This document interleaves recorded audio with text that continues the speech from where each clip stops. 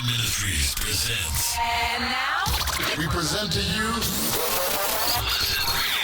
amplifying the voice of God to all people, hearing the cry of the lost, broken and discouraged. Listen as a roundtable discussion panel covering various topics within the body of Christ. This is Listen Radio, using the airwaves as a loudspeaker to amplify the Word of God. all right, welcome back to another installment of Listen Radio and to the series that I've been working on. I have 3 of the videos of the history of Christianity. If you are tuning in to this particular segment, then please know that there are 3 other videos, parts 1, 2, and 3, that it would be a good idea for you to go check those out before you jump into this, because right now we're kind of like either in the middle or getting close to the end, depending on where I end up in the video today. I don't know if I'll finish the subject, but we'll see. And if you haven't done so already, please like, comment, and subscribe. Subscribe to the channel, like the video, and like I said, by all means, go check out the other videos that I've already posted about the history of Christianity. And, you know, just to share with you the reasons why I'm doing this video, and I think I talk about this at the top of every video, that, you know, I want to let you know, hey, look, I'm not a historian, and I'm not giving you a complete historical description, blow by blow, of what happened during the historical period, particularly the period that I'm about to cover. But this video is not for scholars. It's not for historians. It's not for people who already know this information or have this information. This video, the target audience for this video, are for people who have questions about Christianity as a religious practice. People who have questions about the traditions and why we celebrate, why we do certain things, why Christianity is the way it is, why it doesn't necessarily seem to reflect the values, the teachings of Christ and the scriptures. Why does it look so completely different from the early church and the practices of the early church? And why it just doesn't seem to resemble that, and how, particularly in America, Christianity has been used as a weapon, certainly to enslave people. It has been used to justify capitalism, and why certain people are wealthy and certain people aren't, you know, predestination and Calvinism, you know, things of that nature.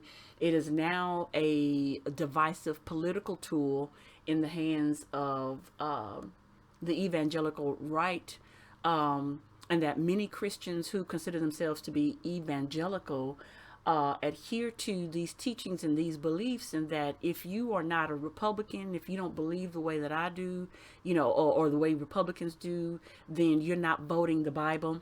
People have narrowed down the teachings of Christ to say that we vote the Bible by voting Republicanism, which, you know, I'm like, if you remember what Jesus was teaching at the time, he was saying that my kingdom is not of this world. I'm like, how did we miss that? How did we get so far from the fact that Jesus said that my teachings are not of this world? And how do we as Christians miss the fact that there were many believing Hebrews, Jews, Israelites at the time? I don't like particularly using the term Jews because they were Yehudi or Yehudites. But the Yehudites of the time, the Hebrew people at the time, missed the first coming of Christ because he didn't change the political system. He didn't change the current political climate of the time, so he couldn't have been the Messiah. And so they missed the kingdom of the heart that he was talking about. He missed the kingdom of heaven. They missed those teachings because they were looking for him to come and do something politically, which he said that that's not what he came to do. But in the scriptures, we just completely gloss over that and we say, hey, we're going to build this kingdom up here on earth, and we're going to occupy it till he comes, and we're going to take over politics, and we're going to do all of these secular things that Christ never did in the time that he was here. And when he comes, all of the things that we see are going to fade away. And so I didn't mean to get into my preach, but this is who this video was for people who are questioning that. And for people who are saying, well, I don't want to be associated with that form of Christianity, but I believe in Jesus. I believe that he died for my sins. I believe in the God of the Bible. I believe in the teachings of Christ. I believe in the fulfillment of the law in the New Testament, in the death, burial, and resurrection of Christ. I believe in that, but I'm just not so down with this Christian thing anymore. And because of that, so many believers will walk away from the faith entirely and throw the baby out with the bathwater, as it were, and go look for something else that is not biblically based and sound, because they're throwing the whole thing away. And so to avoid walking completely away from belief in Yeshua, I want to point out that Christianity has its roots in paganism.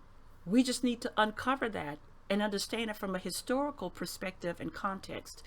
So what I am providing is an overview and providing some contextual background as to how we got to where we are, where we came from, and the history in between the time of Christ, and also going all the way back to Old Testament times, as I do in the first couple of videos. So this video is for you guys. So if you haven't done so already, subscribe to the channel, like the video, and just so you know that in upcoming videos, we're resurrecting Listen Radio, which is a talk show, a Bible-based talk show that we talk about world events and world things with a Christian perspective and a point of view. And we provide that commentary, and we talk about the things that people don't talk about in church, but you go home and you talk about it after church. You talk about it, when you go out to eat afterwards, or in the barbershop, the beauty salons, and believers get around and they just talk about things, when they throw topics out there. We do that on Listen Radio, and I am just one of two other co-hosts that I share this platform with. I'm Pastor Jay, and in the weeks to come, we're going to be adding some videos of Listen Radio, and we're actually going to talk about different topics, and you don't want to miss that, so please subscribe to the channel. So anyway, that was a long introduction to just kind of bring you up to speed and to explain why I'm doing this video and who my target audience is, and why you should share this video with other people. So in the other videos, I think in the last video, part 3, I talked about Rome, right? And I talked about how pagan Rome had survived as kind of like a prequel to, the history that I'm going to really just blow past, in just a matter of minutes. And I talked about the decline of Rome and how pagan Rome survived, but I want to set some parameters around that, or go back and define what I mean by Rome. What I mean by Rome is not the capital city of Italy, which we know that Rome exists today. It is the capital of Italy. It is also the home of the Vatican, in which the Pope rules and resides. But the Vatican is a sovereign country inside of Rome, inside of Italy. So Rome, yes, does exist. It's the capital of Italy. But when I'm talking about Rome in this context of these videos in this series, I'm talking about the global empire of Rome. It was the power of the then known world. It was the country that ruled the then known world at the time, and it had a global influence. And so what I'm positing here is that Rome as a global influence still exists, and that the effects of what it did and who it was, we can still see traces of that to this very day. It didn't go away entirely. And I talked about in the last video, I made this connection to the European Union which was based on the Treaty of Rome, ironically named the Treaty of Rome, and it includes, over 25. Let's see, it was signed on March 25th, 1957, and included countries such as Belgium, France, Italy, Luxembourg, the Netherlands, West Germany, but they named it the Treaty of Rome. So if Rome is not a thing anymore in terms of it being a global influence and a world superpower as it once was, then why would these European countries come together and unite and form this union and name it the Treaty of Rome? So, and then Emmanuel Macron, who is the president of France, said that they needed a true European army. And he made this comment on November 6, 2018, to allow the EU to defend itself from threats ranging from Donald Trump to Vladimir Putin. So Rome never completely went away as the global influence that we read and studied about in the pages in the context of history. And it is imperative that we examine Rome during the time of Christ and all the way up through history. So we're going to talk about the decline of Western Rome, the rise of Eastern Rome in the form of Byzantium, or the Byzantine Empire, Constantine, the Edict of Milan, the Catholic Church, and so on and so forth. So let's just get into it. Okay, so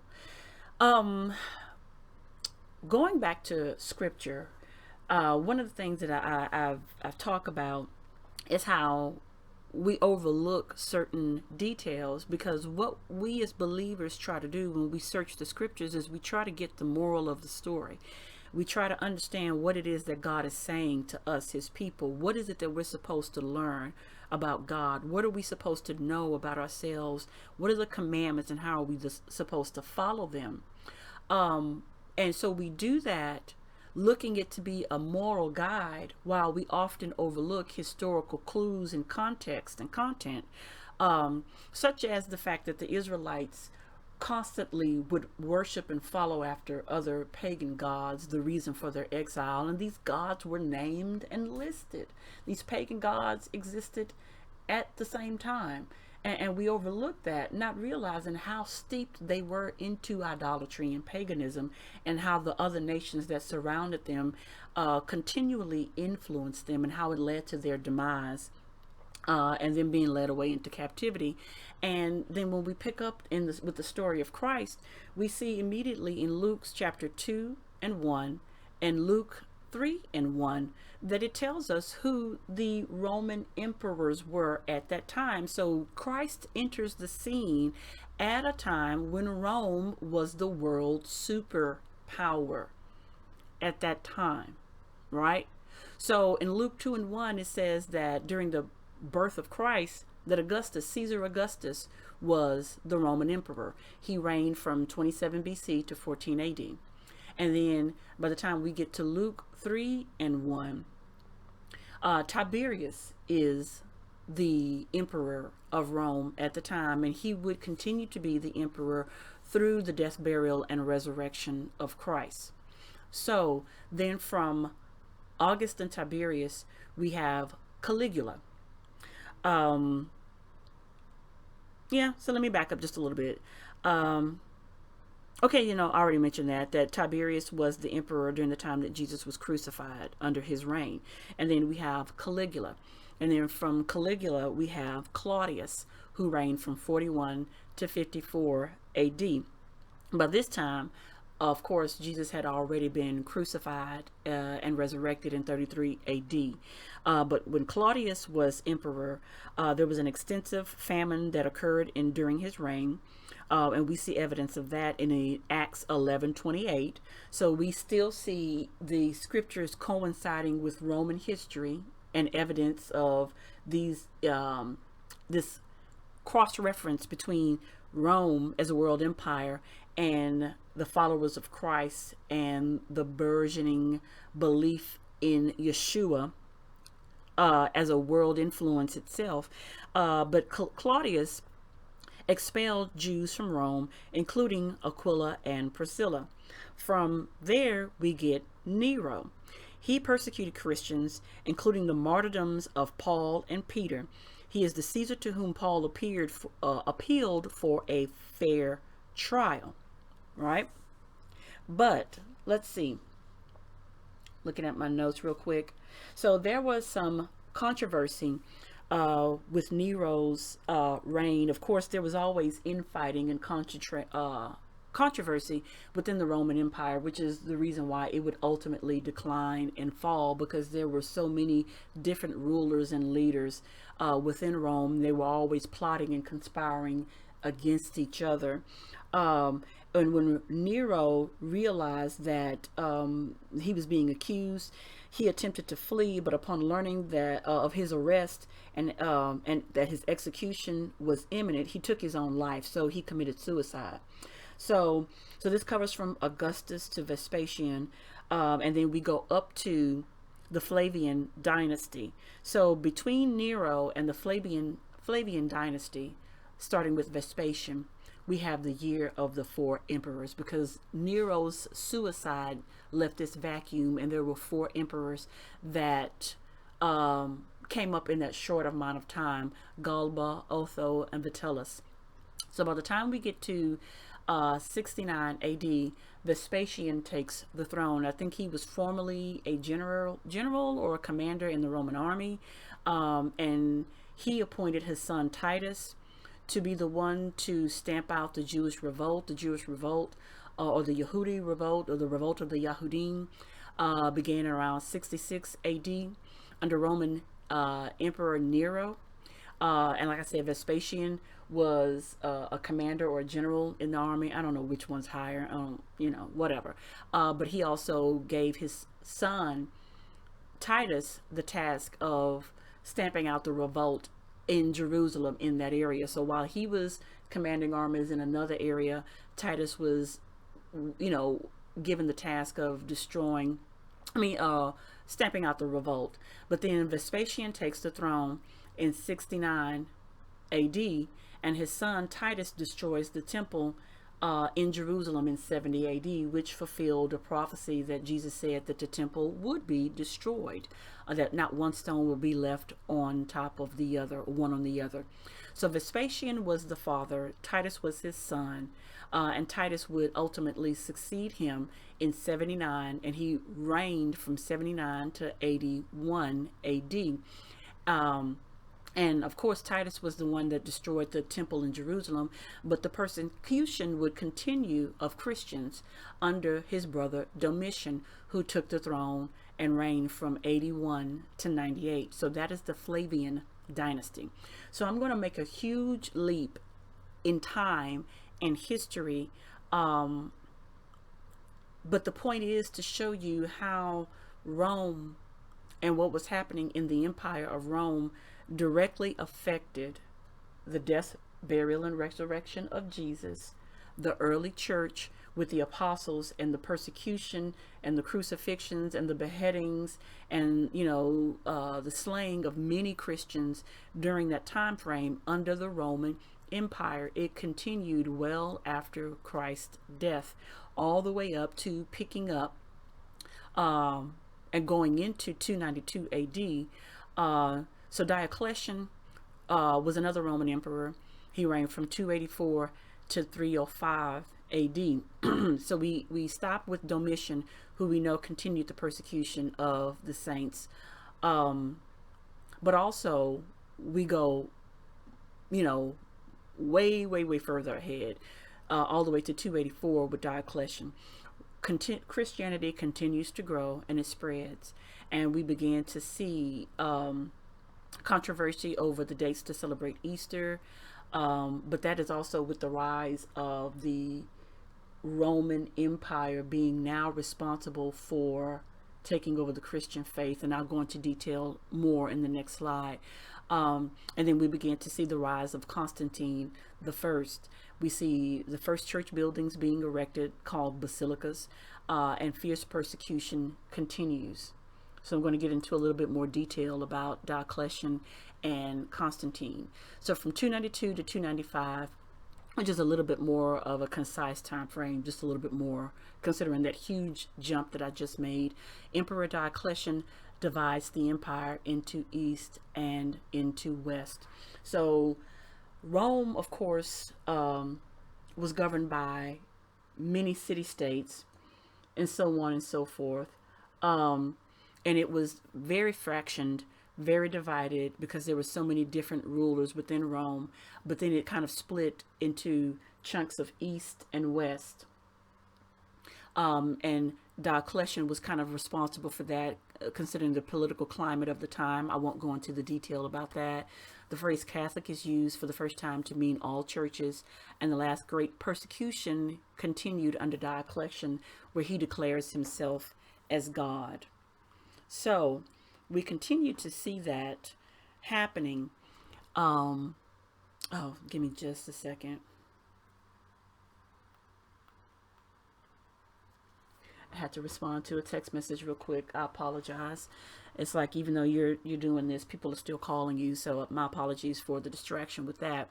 But like I was saying, so let's get into a little bit of the history about this break in the Roman Empire and how we began to see that Rome as we knew it then began to decline, but that it would continue in the form of the Byzantine era, or Byzantium. And so if you remember, through in history, we learned a little bit about Byzantine, or the Byzantine Empire, but it's a direct connection to Rome, right? So just a little background. By the beginning of the 4th century, the Roman Empire was gradually imploding. Faction fighting and civil war had become endemic. In 306, Constantine was declared emperor at York, but Maxentius claimed the imperial title in Rome. And so I believe that Maxentius was in the west and Constantine was in the east. So in 312, marching on Rome, Constantine prepared to do battle with his rival forces, where they were awaiting him beside the Tiber River at the Milvian Bridge, a vital crossing that had been partially dismantled to block the attackers. On October 27th, the night before the battle, it is said that Constantine had a dream. He saw the sun, the object of his own worship, so he was a sun worshiper at the time, overlain by the figure of a cross. Beneath it was inscribed a simple message, In hoc signo vinces, which translates as "in this sign prevail." The Greek letter Chi-Rho, intertwined with a long cross, appeared emblazoned on the sun, along with the inscription, "By this sign you will conquer." Constantine needed no further persuasion. The next morning he ordered his men to paint crosses upon their shields. Then they marched into war accordingly as quote-unquote Christian soldiers. And this is according to Britannica.com on the subject of the Battle of the Milvian Bridge.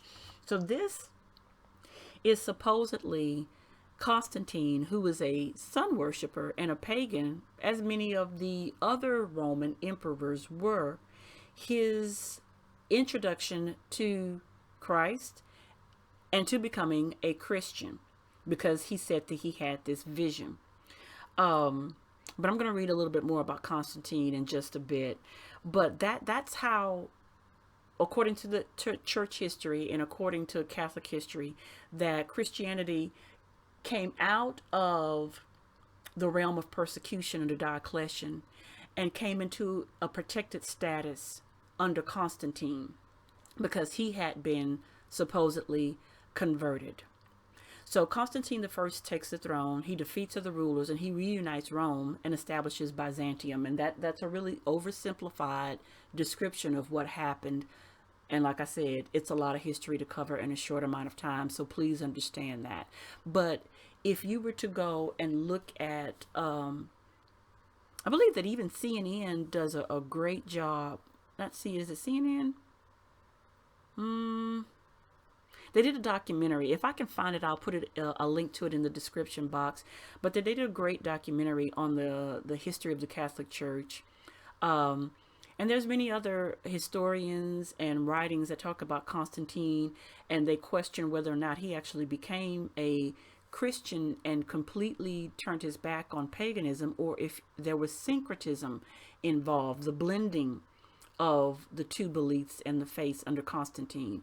But at any rate, that is where most people say that church history, takes a pivotal turn out of persecution and out of the periphery and begins to be syncretized and merged into Roman beliefs, and the power begins to merge between Rome as a power and Christianity as a power, and this marriage between the two. So the Battle of Milvian Bridge occurs in 312. Constantine is converted. The Edict of Milan occurs in 313, and it ends Christian persecution. And so the Edict of Milan was a letter signed by the Roman Emperor Constantine the emperors Constantine and Licinius that proclaimed religious toleration in the Roman Empire. The letter was issued in 313, shortly after the end of persecution of Christians by the Emperor Diocletian. And so some years later, not very long from 313, with the Edict of Milan ending Christian persecution, in 325, you have the Council of Nicaea and the Paschal Controversies, or Pesach, Passover, Easter, is discussed in the Council of Nicaea. And then Byzantium's inauguration as the capital of the empire, he renames it as Constantinople and erects Constantine Apollo statue in May 11, 330 AD. So Constantine got saved, quote unquote, and got busy. And the Byzantine Empire lasted for 1,000 years, from 330 AD to 1453 AD. So in 1453, we still see the Byzantine Empire, which is an offshoot of Rome. So I'm going to read something to you from this book called Byzantium, right? So it talks about the Byzantine Empire, and it calls it the New Rome. So I'm just going to read, and this is starting on page 12. So it says, in this scheme of things, I'm just picking up in the middle of a paragraph, there's a strange kind of gap or hiatus between the decline of the Roman Empire and the rise of Renaissance Italy, right? So the civilized world is supposed to have suffered an eclipse. Not even the glories of Charlemagne's court and the brilliance of medieval scholarship are of any consequence. It is assumed that from 400 to 1400 AD, the progress of the arts and sciences and indeed all cultural life came to a halt. This version of history is more than an oversimplification. It is a misrepresentation. For between the old Roman Empire and the Renaissance lay the great age of Byzantium. It endured for some 11 centuries and formed a strategic bridge between antiquity and the modern world. It not only preserved the two unifying elements of the Roman Empire, which was Roman law and state organization, and the inherited tradition of Hellenic culture, it added a third and even more powerful organizing force, Christianity, right? So it is basically saying that while we think of Rome as a world influence and a global power declining, and it went away, and then all of a sudden we get to the point of the Renaissance where we see the Catholic Church existing during that time, and the paintings and the religious paintings and so on and so forth, and the arts and sciences flourishing. There was this empire called Byzantium, and they're saying that Byzantium was a continuation of Rome. Page 13, a quote from the book says, and to understand Byzantine civilization, it is necessary to examine the main forces that forged it, the changing form of the Roman Empire and the rise of Christianity. So here again, this book is stating that there is a merging between old Rome, who used to persecute Christians, and the Byzantine Empire, which formed under Constantine I, merges Christianity and brings it out of persecution with Rome and its Hellenistic cultures and practices, right? So, picking up on page 16, slowly, almost imperceptibly, The new Christian church developed its own ritual and doctrine, so moving further in history, obviously, assimilating much from the religions and philosophies of the varied peoples of the empire. Its leading thinkers and intellectuals, Irenaeus, Origen, Clement of Alexandria, took over the language and many of the Greek philosophy. Many of its customs and services was based on the Judaic forms, but Christians also adopted rituals and even dates from pagan religions. The date of Christmas, for example, was pegged at December 5th, 25th to compete with a Mithraic,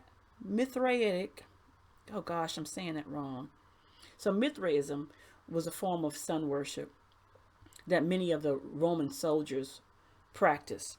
So Mithraic festival holiday, although the exact date of Christ's birth was not and is not known, thus Christianity added to its other strengths a universal appeal, which the word Catholic means universal, right? By the 3rd century, it was well on its way to becoming the most powerful single force within the empire, capable of infusing new life into Rome's failing governmental structure and the weakening tradition of classical learning. Skipping forward, page 17. So stay with me, guys. So Diocletian countered, so let's see. During the early years of their existence, Christians had not been in actual conflict with the state. When confronted with the choice of submission or suffering, they consistently chose the second. They had no desire to thwart imperial authority, but when they were required by Diocletian to accept the concept of the emperor as God, remember I said he declared himself as God, and to worship him, they refused. Diocletian countered by embarking on what was to be the last great persecution of Rome's Christian subjects, thereby missing the chance to harness this dynamic element for the benefit of the empire.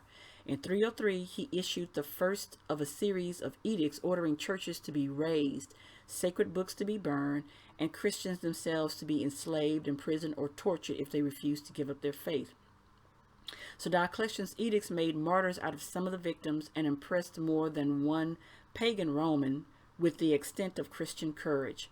The hour for Christianity's triumph had not yet struck, but it was to be delayed for very long. In 303, Diocletian voluntarily abdicated. His reformed empire, lacking any integrating force such as Christianity may have provided, barely survived him. By 311, there were 4 rulers claiming the title of emperor. One of them, stationed in the west, was Constantine. So he was in the west. So then it goes into some more history. So I'm going to read to you, and this is going to be the last thing that I read to you from this book. Like I said, it's entitled Byzantium. So here we pick up with Constantine. So it says, Byzantium was both the last direct heir to the Roman Empire and the first Christian nation. Its dual nature was dramatized by Constantine himself, its founding emperor, when he erected a column in Constantinople and enclosed in its base a statue of Athena and basket said to have held the bread of Christ, fed his disciples. Throughout its long history, Byzantium remained faithful to both its classical heritage and its Christian precepts. So in case you're wondering, what do you mean it's classical heritage? It's talking about the pagan practices of Rome. Page 33. Sorry, I lied when I said that was the last excerpt out of the book. Like Rome, Constantinople, a city of the 7 hills, and like Rome, the city was divided into 14 districts. From the old Rome, Constantine brought the sacred talisman of the Roman Empire, the Palladium, the wooden statue of Pallas Athena, believed to have dropped from the sky and to have been carried by Aeneas from Troy to Italy. So it's like you see this merging. In one vital respect, page 34, Constantinople was not an imitation of old Rome, for it was to be a Christian city. Constantine began building the building of Hagia Sophia, the Church of Holy Wisdom, and completed many others, including the Church of the Holy Apostles.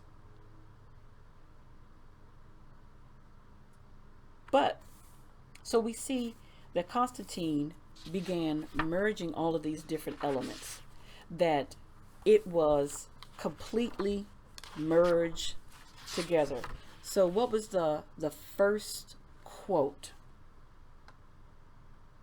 The Byzantine Empire was indeed a phase of the Roman Empire.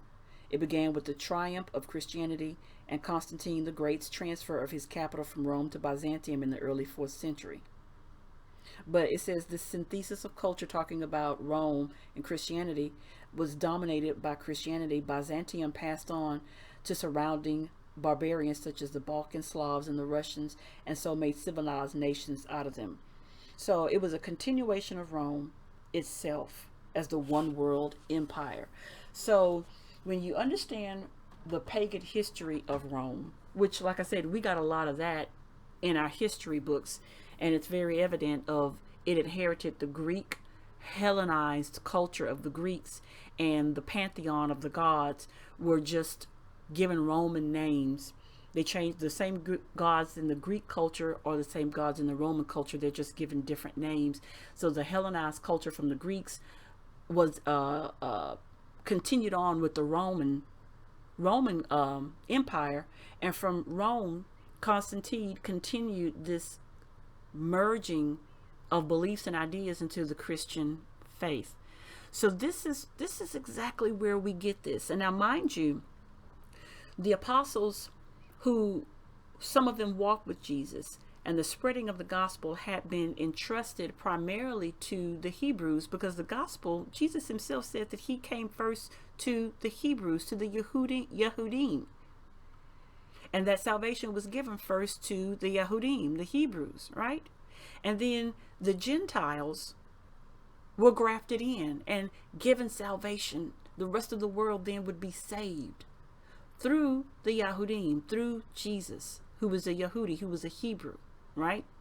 And so many of them had been scattered and persecuted, and the control and the teaching and the understanding and the Hebraic connection between the Old and the New Testaments had begun to be lost at this time, during this long span of history, as they had been scattered all over the world, as they were fleeing from persecution, as some Hebrew people or Jewish people, or if you would call them that, would actually even begin, those who never accepted Christ, even separated further. So you have this schism, that there were believing Hebrew or Yehudim, and then there were believers and Christians. They were being persecuted and ran off and fleeing for their lives and being killed, literally. Now, these people at this particular point in time in history, you no longer have that Hebraic understanding and connection to the Christ of the Bible. You have the pagan Gentile nation of Rome, or empire of Rome, now assuming authority and responsibility for bringing Christianity out of the shadows and persecutions into the forefront and merging it with Roman government and pagan practices. This is where we got off on the wrong foot, and we've been hopping on that foot ever since then. Okay? So I hope y'all are staying with me. Stay with me, saints. So I want to read to y'all and talk a little bit about one of the reasons why. And so I read to you out of the book. And like I said, I'll provide a link in the description box of where you can go and find this book called Byzantium. I think I ordered it off of Amazon. But it's a really interesting book. But we read that excerpt, and we hear them saying that December 25th is a myth about when Jesus was born, right? He was not born on this day. They don't know exactly when he was born, but it was a Mithraic festival, a pagan festival that they syncretized and gave it a Christian meaning and name, where none such meaning ever existed until the Byzantine Empire, Rome taking over and becoming responsible for the traditions and the teaching of Christianity.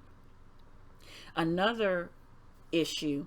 So now that we know that December 25th is not a Christian holiday, it was a pagan holiday given a Christian name.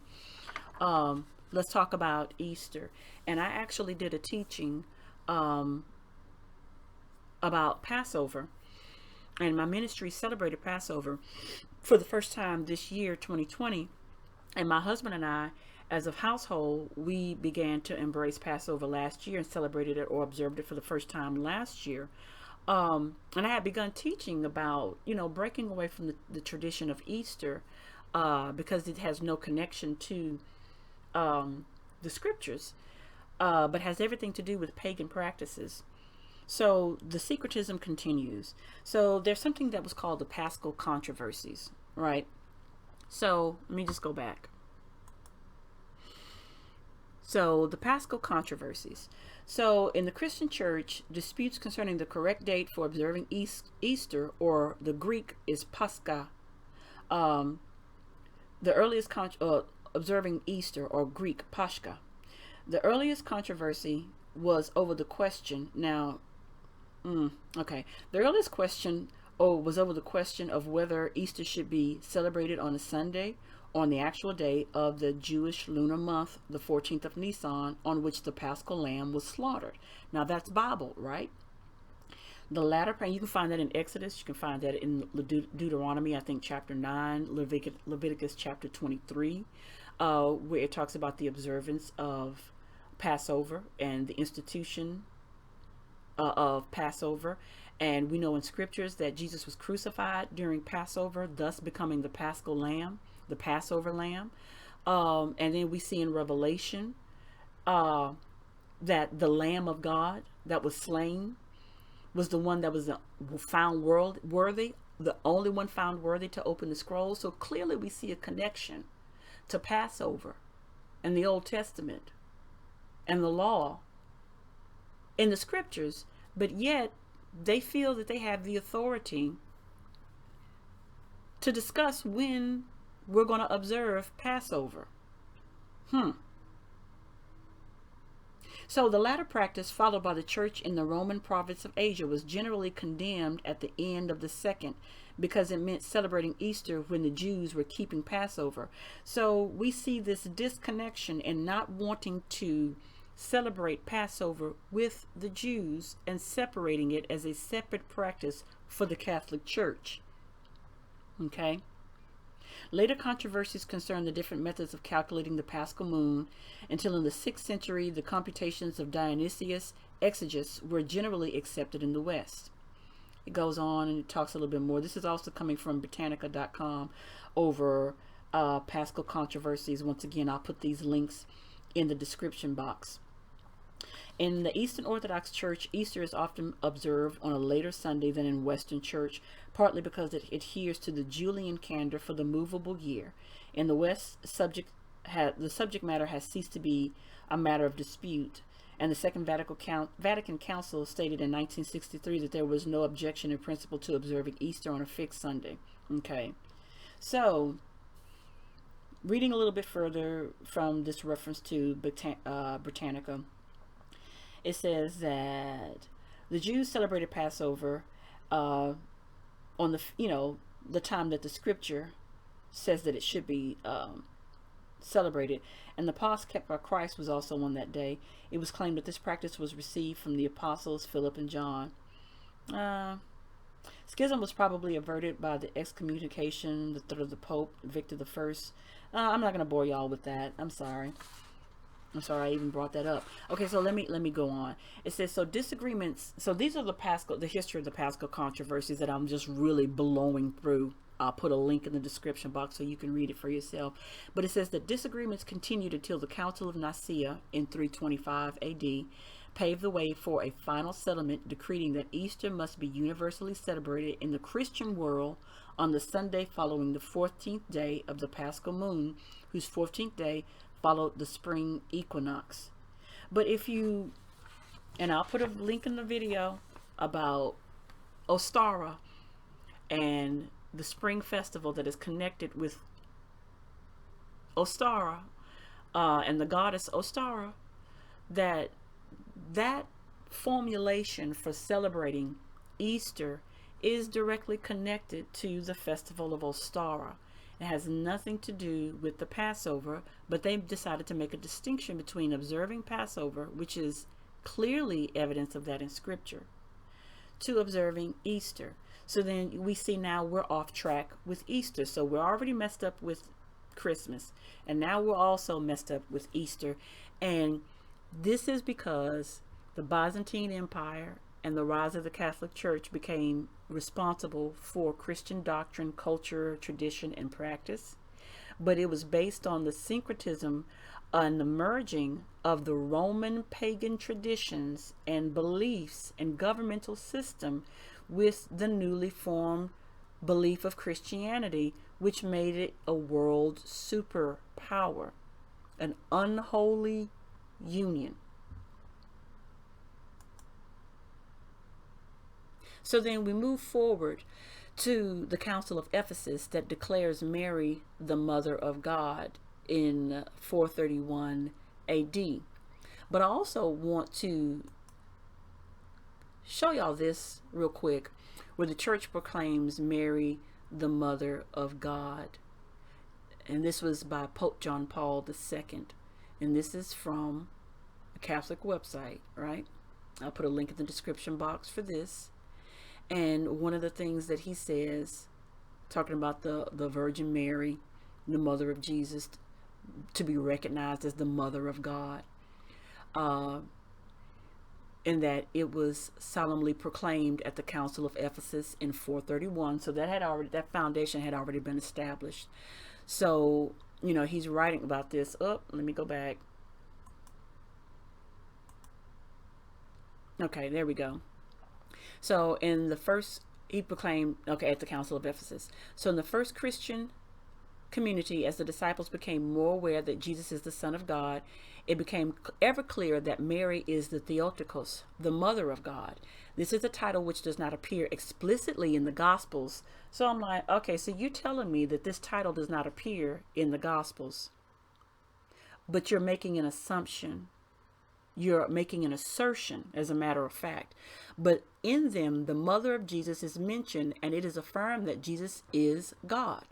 Mary is in any case presented as the mother of Emmanuel, which means God is with us. So when I looked at this, I was like, okay, this is basically a faulty assumption or a syllogism.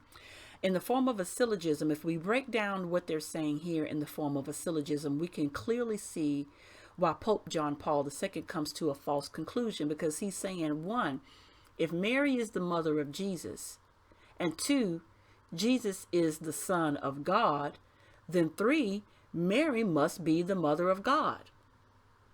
I'm like, it's a syllogism. It's a faulty assumption to say that.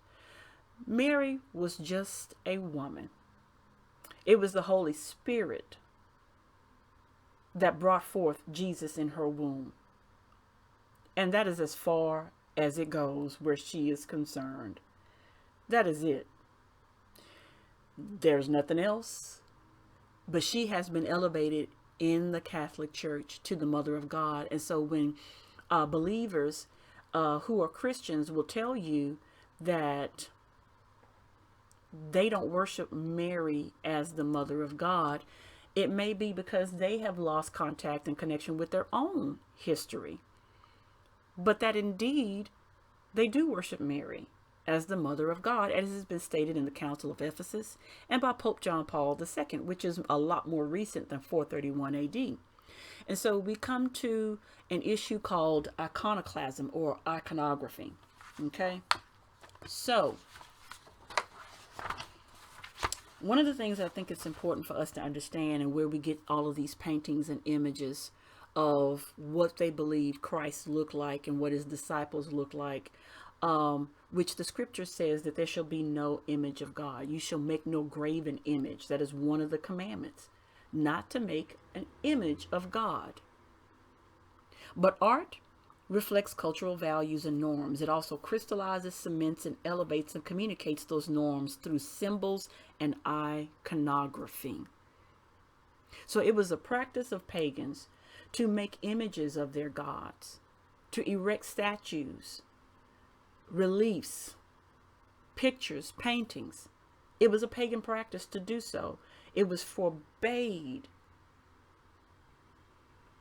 by to the Hebrews to do such.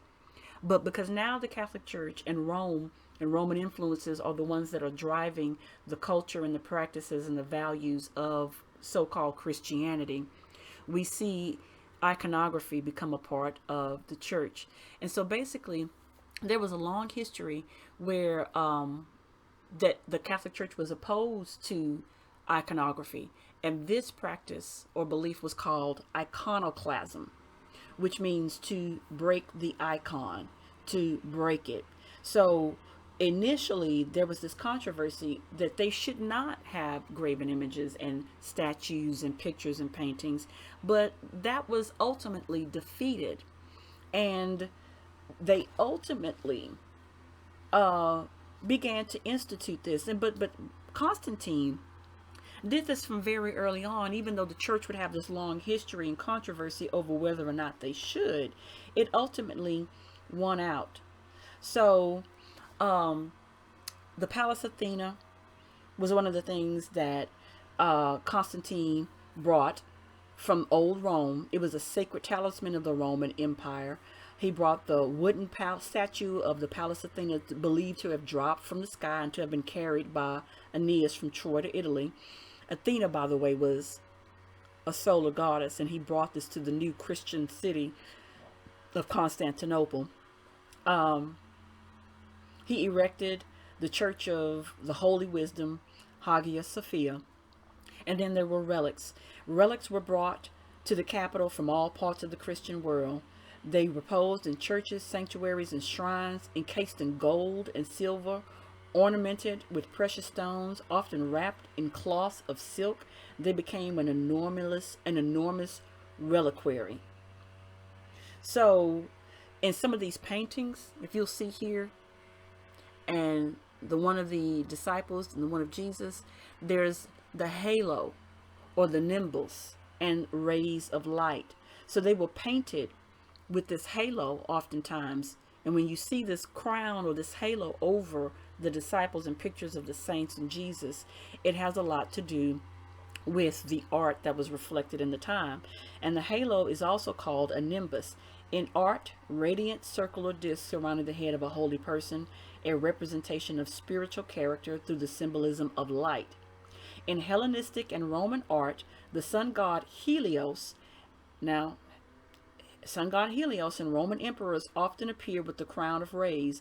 Because of its pagan origin, the form was avoided in early Christian art, but a simple circular nimbus was adopted by Christian emperors for their official portraits.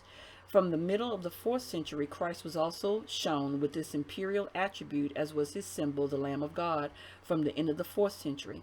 In the 5th century, it was sometimes given to angels, but it was not until the 6th century that the halo became customary for the Virgin Mary and of the saints. For a period during the 5th century, living persons of eminence were depicted with a square nimbus. And so it just goes on and on and on. And it got to the point that it just became a prominent and permanent part of the art that was reflected in the Catholic Church in the Renaissance period, and the art that was commissioned to create these blasphemous icons and images and pagan images of the saints, who, by the way, were really replaced. The saints replaced some of the older Greek and Roman gods, and the statues were given Christian names. And so we see in the scriptures, and I have them listed here, that idolatry was forbidden, but the Catholic Church adopted idolatry. So let's see. So what I'm going to do is I'm actually going to stop here and in the video. Actually, okay, well, let me go just a little bit further. So that was a crash course of the history where we can see that we clearly went off the rails, and why we still have some of these practices today. Even the Protestant Reformation didn't completely absolve us and rid us of the traditions that we have.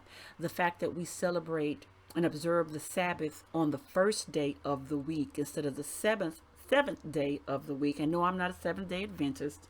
I'm just telling you to look it up, look up history, and understand how we got here. In my other video on the history of the Passover, or celebrating and observing the Passover, we talk a little bit about that as well. And so a lot of our holidays or holy days, which is where that expression in turn comes from, holy days, our holidays are not holy days at all. Even the ones that we think are Christian, they are not holy days. You can't find them in the Bible. They're not connected or associated with any of the Levitical practices or the laws according to Moses and the Levitical traditions. They're not practiced and observed in the New Testament. They are pagan in origin and nature because our belief system was hijacked and adapted and syncretized by Rome. And to this day, it is still Roman influence. We have a solar calendar, which is a Julian calendar. The Hebrew calendar is a lunar calendar. So we're so far off the mark that we really don't even know it. And that the decision to move the Sabbath from Saturday, or the seventh day, to Sunday has to do with sun worship and pagan practices and cultural practices. So the real holy days, as described in the scripture, can be found in numerous biblical texts, but Leviticus 23 will outline all of these: Passover, unleavened bread, the first fruits, the Feast of Weeks, the Feast of Trumpets, the Day of Atonement, and the Feast of Tabernacles. So then what are our holy days, particularly as Americans, Westerners, Europeans, and so on and so forth? What are our holy days, or what are our holidays? Well, there's St. Patrick, which is really a celebration of the god of wine, Bacchus. Halloween, which celebrates Samhain, Eve, which has nothing to do with Christianity.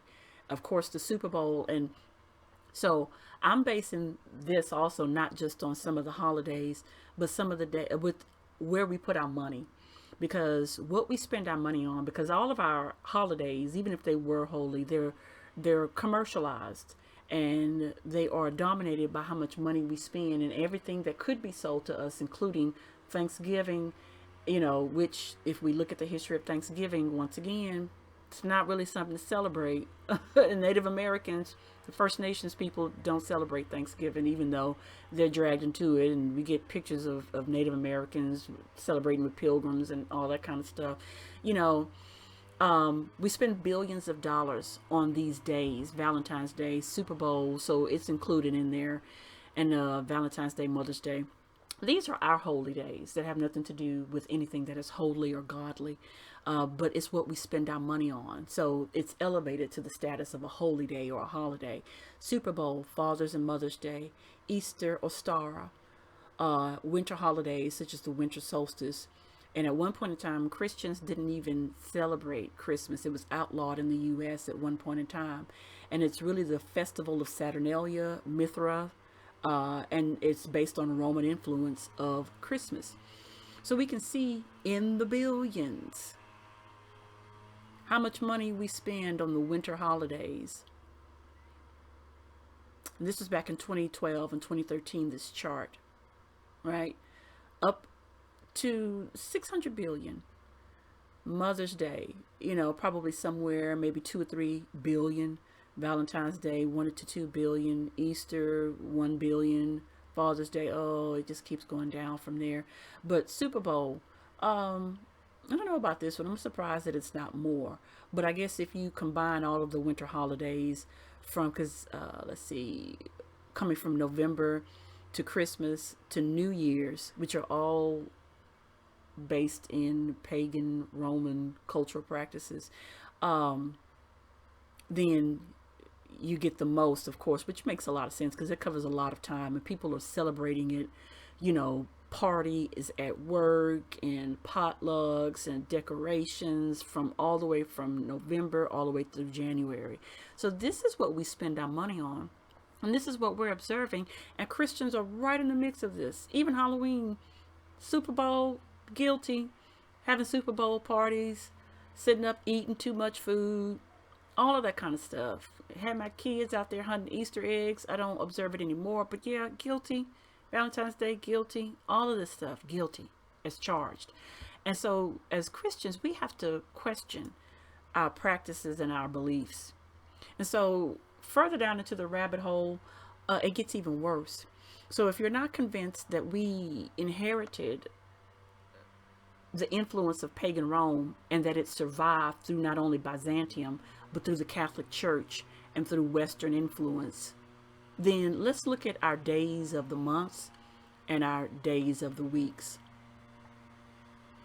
January is named after Janus, the Roman god, mighty one of portals and patrons of beginnings and endings. That's portals. Okay, whatever, man. February is February, a Roman festival of purification. March, Mars, the Roman mighty one of war. April, Aprilis, indicating a time of fertility. Maia, May, the Roman female deity of growth or increase. June, the female mighty one of marriage, the wife of Jupiter in Roman mythology. She was also called the Queen of Heaven. July was named after the Roman Emperor Julius Caesar. August, Octavius, Augustus Caesar, Emperor of Rome. And then we lose imagination, because then September, October, November, December just means 7th, 8th, 9th, 10th. You know, they get tired after that. They can say like, okay, we've done enough. But then we look at the days of the week, and we see that for all the way from Babylon to the Roman influence and to the Anglo-English, French, and Spanish language, that the Babylonian day of the week, let's see, Sunday, was for soul, Shamash, the god Shamash, soul, Sunday. And then Babylon Sin, mean crescent, as in Luna or moon, is Monday. Nagal, which is a Babylonian god as well, Mars. Tuesday, Martes. It just keeps going on, you know, from one language to the next, how it continued on. Like I told you, that a lot of these old gods in the Bible, that although they may have different names and according to different geographical locations and context and history, they may look different, but they existed and they thrived and they lived on in these other cultures, and they're very much the same, many of them. Nabu, in the Babylonian, this god Nabu or Nabu, in the Babylonian pagan culture, became Romans Mercurius, became the Anglo Woden, the English Wednesday, you know, French Mercredi or Mercredi, and Spanish Miércoles. The Babylonian god Marduk, who we see named in the Bible as well, became the Roman Jupiter. The Anglo god Thor, which, like I say, we go to the movies and watch Thor, right? We don't even realize that they got us. Thor became Thursday. Ishtar was a female goddess in the Babylonian culture, became Venus in Roman. Freya in the Anglo, Friday became the word for Friday in English from Freya. And then Saturday was from the Babylonian god Ninurta, which became the Roman goddess or god Saturnus, the Anglo Saturn, English Saturday. Okay, so it just goes to show you how deep the rabbit hole goes. Okay, so this is an excerpt from a book that I just wanted to, you know, give you guys a little bit more depth, a little bit more proof. It says it must be confessed that there is no new law in the New Testament. There's no law in the New Testament concerning the first day. Through the influence of Mithraism, Persian sun worship in the Roman Empire, and the heathen festival of Sunday, the pure church of Christ gradually fell into apostasy. Even in the days of the apostles, the great apostasy had begun to develop, Paul wrote. Okay, so let me go back.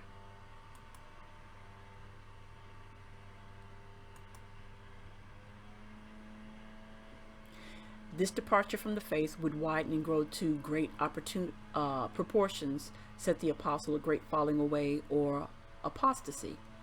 Sunday actually made very little headway as Christians' rest day until the time of Constantine the Great in the 4th century. Constantine was emperor of Rome from 306 AD to 337 AD.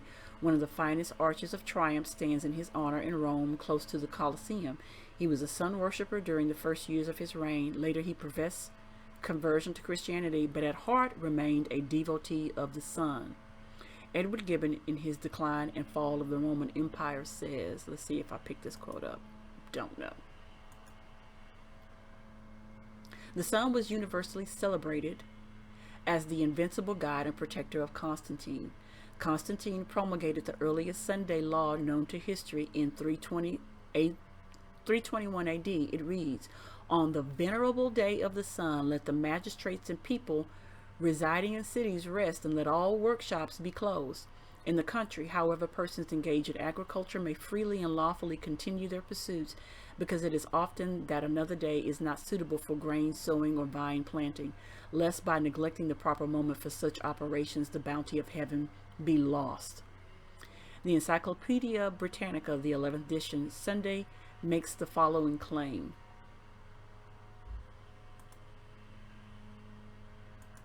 Did I get that? Did I go? The earliest recognition of the observance of Sunday as a legal duty is a constitution of Constantine in 320 AD, enacting that all courts and justices, inhabitants of towns and workshops were to be at rest on Sunday. Oh, I'm not even going to say that in Latin. Nope, don't do it. Quit tripping. With an exception in favor of those engaged in agriculture labor. Chamber Encyclopedia reads, "Unquestionably the first law, either ecclesiastical or civil, by which the sabbatical observance of that day is known to have been ordained in the Edict of Constantine in 321 AD. The last one. It says, let's see, let's go back, because apparently there's a connection here. Following this initial legislation, both emperors and popes in succeeding centuries added other laws to strengthen Sunday observance. What began, however, as a pagan ordinance ended as a Christian regulation. Close on the heels of the Edict of Constantine followed the Church Council of Laodicea, circa 364 AD. It must be confessed that there is no law in the New Testament concerning... Oh, did I? Girl. Okay. Here's what it says. The Council of Laodicea, what they determined. Christians shall not Judaize. Well, isn't that anti-Semitic? Christians shall not Judaize and be idle on Saturday, Sabbath, the Sabbath day, which the Lord established, but shall work on that day. But the Lord's day, what Lord? Of course, I'm ad-libbing here. The Lord's day they shall especially honor, and as being Christians shall, if possible, do no more work on that day. If, however, they are found Judaizing, they shall be shut out from Christ. Wow. So there you have it. There you have it. So we see how we got so off track. And so I mentioned that in another video. I talked about the Sabbath and how that got changed. Well, it was the Catholic Church that changed it. So we don't worship on the true Sabbath day. We don't observe the Passover. We instead observe the pagan tradition of Easter. We observe the pagan festivals of Mithra and Saturnalia of December 25th, when we say we're celebrating Christ. And we campaigning to keep Christ in Christmas, and he never was.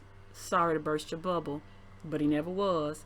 And all of our days of the week and our days of the month, with the exception of a few, are named after Babylonian, Greco-Roman gods. If we know the history, we can come out from among these pagan practices and beliefs. We can study the scriptures for ourselves, and we can follow Christ and worship him in spirit and in truth. If we truly know the history, we don't have to abandon our belief in Yeshua, but we can certainly disconnect from these practices and understand that a lot of the church traditions, even some of our more African American traditions, are based in cultural things that are specific to our arrival here in America in chains. And so we hold some of these traditions near and dear to us, but even then we still need to examine how and why we do some of those things, and are they really necessary for my belief in salvation in Jesus Christ. And if they're not necessary, then you can separate some of the tradition and say, okay, as an African American, as a black person or whatever, I may honor the what my ancestors had come through, but at the same time, I'm not going to elevate it or let it compete with the God of the Bible, the commandments of the scriptures, and the teachings of Jesus. It should never compete, and it should never take place or replace. And that goes for whatever it is that was handed down to us through Babylon, through Greece, through Rome, through the Catholic Church, through Protestantism, through traditions of men. So this is an overview of the history of Christianity. I hope you have learned some things that you didn't know. I hope your eyes are now opened and the scales have fallen off, that they've been removed, and that you can be free to truly worship God, truly worship Christ. And like I said, this isn't, meant to be 100% everything that you need to know about the history of Christianity or the history of Rome. It is a contextual background to understanding how we got here, starting all the way from the Old Testament all the way up through modern history. So if you have not done so, like the video, give positive feedback or comments, and subscribe to the channel so that you can be alerted to when we post more videos. And like I said, look forward to the resurrection of the Listen Radio Christian talk show, where we talk about more current events, current issues within the context of a biblical perspective and what people in the body of Christ are discussing. So I love you. God bless you. We're out.